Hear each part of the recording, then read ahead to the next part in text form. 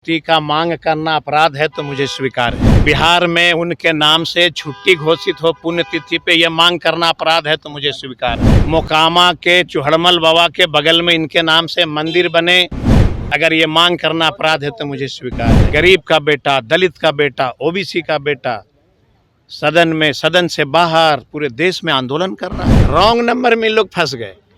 इन लोगों ने देश में दलित और ओबीसी की रिजर्वेशन की बात नहीं किया, ओबीसी के पक्ष में खड़े नहीं हुए, इसलिए अपनी पाप को धोने के लिए सदन को गुमराह कर रहे हैं, बिहार के लोगों को गुमराह कर रहे हैं।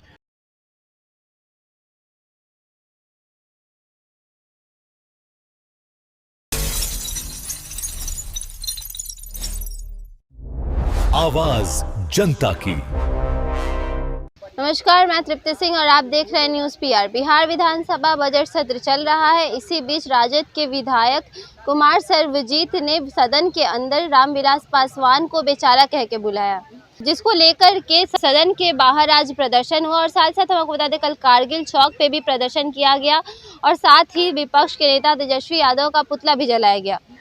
इस पे सफाई देते हुए कुमार सर्वजीत क्या कुछ कह रहा है, हम आपको दिखाते हैं इस खबर में। अगर रामविलास पासवान जी का इस सदन के अंदर मैंने कैंपस में मूर्ति का मांग करना अपराध है तो मुझे स्वीकार है। बिहार में उनके नाम से छुट्टी घोषित हो पुण्यतिथि पे यह मांग करना अपराध है तो मुझे स्वीकार है। मोकामा के चुहड़मल बाबा के बगल में इनके नाम से मंदिर बने, अगर ये मांग करना अपराध है तो मुझे स्वीकार है। चिराग भाई, देश का बेटा, गरीब का बेटा, दलित का बेटा, ओबीसी का बेटा सदन से बाहर पूरे देश में आंदोलन कर रहा है। आप एक दिन भी उसके पक्ष में सदन में खड़े होकर नहीं बोल रहे हो। इसलिए देश के और बिहार के तमाम लोगों ने कहा कि अगर बेचारे आज रामविलास जी होते तो देश के और बिहार के दलितों को, ओबीसी को ये दिन देखना नहीं पड़ता। यही तो कहा लोगों ने, मैंने भी वही शब्द कहा। ये बेचारा शब्द पहले सुन लीजिए, अभी ट्विस्ट मत करिए, पहले बात को समझिए। कोई भी व्यक्ति, चाहे अगर बेटी हो, बेटा हो, कोई व्यक्ति हो, दुख में जब उनको अंदर से तकलीफ होती है तो कहते हैं कि बेचारे अगर मेरे पिताजी जीवित होते तो मुझे ये दिन नहीं देखना पड़ता। हर कोई बोलता है। इसलिए मैंने क्या कहा, 12 जनपद से इतना लगाव था रामविलास जी को, उनके घर से मूर्ति तोड़ के सड़क पे फेंकी गई। मेरे पास वीडियो है। चिराग जी ने एक शब्द नहीं कहा। एक पासवान का बेटा अगर रामविलास जी की मूर्ति स्थापित करने के लिए सदन में भावुक होकर के ये कहा कि बेचारे जीवित होते तो ये दिन नहीं देखना पड़ता, एक मूर्ति लगा दो, उनको तकलीफ हो गई। ये 19 एमएलए निकम्बे, 19 में से 15 से 16 ऐसे एमएलए हैं जिन्होंने रामविलास जी का कभी झोला नहीं उठाया, और वो सदन में जीत के रामविलास जी की मूर्ति की स्थापना की बात नहीं करते हैं। हाजीपुर में चिराग जी को अपने पैसे से मूर्ति लगाना पड़ा, मेला के रूप में घोषणा कराओ, उनके पुण्यतिथि पे मेला लगे, मेला के रूप में सरकार से करवाओ। ये नहीं करा सकते। दलित ओबीसी की बात सदन में नहीं रख सकते। और एक पासवान का बेटा अगर मूर्ति लगाने की बात कर रहा है तो आपको तकलीफ हो रही है। ये राजू तिवारी, ये कभी चाहेंगे कि रामविलास जी का मूर्ति लगे? वो तो कह रहे हैं कि बेचारे सबसे पहले माफी मांगे, हम लोग तो कर ही रहे हैं काम। ऐसा लगता है आपको हमको देख के? वो जो कह रहे हैं हमको देख के लग रहा है आपको? जब तक मैं जीवित हूँ रामविलास जी की मूर्ति की स्थापना हो, लड़ता रहूंगा। ये सब क्या लोजपा वाले लोग बोलेंगे, जिन्होंने जीवन में कभी झोला नहीं ढोया लोजपा का, वो सब क्या बात करेंगे?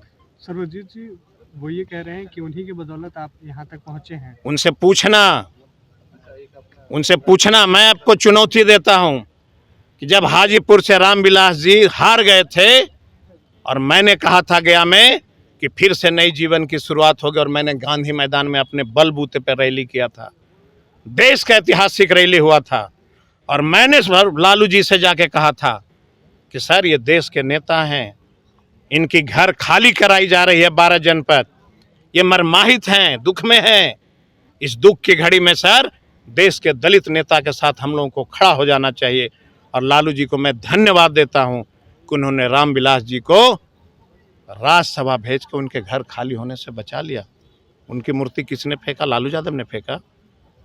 घर के अंदर से वीडियो नहीं देखा तो बोलो, मैं आप लोग को दिखा देता हूँ किस तरह से उनकी मूर्ति को लात से मारी जा रही थी। ये नहीं करते। रॉन्ग नंबर में इन लोग फंस गए। इन लोगों ने देश में दलित और ओबीसी की रिजर्वेशन की बात नहीं किया, ओबीसी के पक्ष में खड़े नहीं हुए, इसलिए अपनी पाप को धोने के लिए सदन को गुमराह कर रहे हैं, बिहार के लोगों को गुमराह कर रहे हैं। और फेसबुक देख लेना आप लोग, अगर चलाते हैं तो इनके मुद्दे पे बिहार के लोग हंस रहे हैं। अगर 10,000 कमेंट आए हैं उसमें से इनके पक्ष में 100 कमेंट्स आए हैं और सब लोग हमारे पक्ष में खड़े हैं कि लड़ो, रामविलास जी की मूर्ति लगनी चाहिए। कहाँ हैं इन लोग? ये हमसे क्या बात करेंगे? जब तक हम लोग हैं लड़ते रहेंगे। चौकीदारी प्रथा की मांग होती रहेगी, दलित महादलित को एक बराबर ला करके। आप लोग सभी पत्रकार के साथियों को मालूम है, रामविलास पासवान को हाशिए पे लाने के लिए नीतीश जी ने दलित और महादलित का बंटवारा किया था और पासवानों को अकेले मरने के लिए छोड़ दिया था। टोला सेवक विकास मित्र की बहाली हुई, पासवानों को अधिकार से वंचित किया गया। बताओ चिराग भाई, बिहार में कोई पासवान का बेटा एसपी नहीं बन सकता? बिहार में कोई पासवान का बेटा सिटी एसपी नहीं बन सकता? बिहार में कोई पासवान का बेटा एसडीओ नहीं बन सकता है? इसकी मांग नहीं करोगे?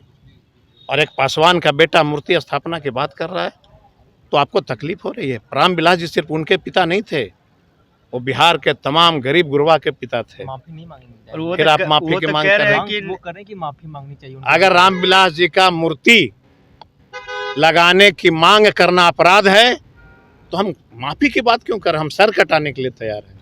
वो तो कह रहे हैं नेता प्रतिपक्ष एसपी धन्यवाद। यादव पर आरोप लगा रहे सर। तो अभी आप राजद विधायक कुमार सर्वजीत की बातें सुन रहे थे, तो आपने सुना उन्होंने क्या कुछ कहा। उन्होंने कहा कि मैं एक पासवान का बेटा हूं और जब तक मैं जिंदा हूं तब तक मैं मांग करते रहूंगा कि स्वर्गीय रामविलास पासवान की मूर्ति सदन के अंदर, बिहार विधानसभा के अंदर लगाया जाए और साथ ही साथ पटना के चौराहों पर भी लगाया जाए। आपको यह खबर कैसी लगी कमेंट बॉक्स में जाकर जरूर बताएं और ऐसी तमाम खबरों के लिए देखते रहिए न्यूज़ पीआर। तब तक के लिए धन्यवाद।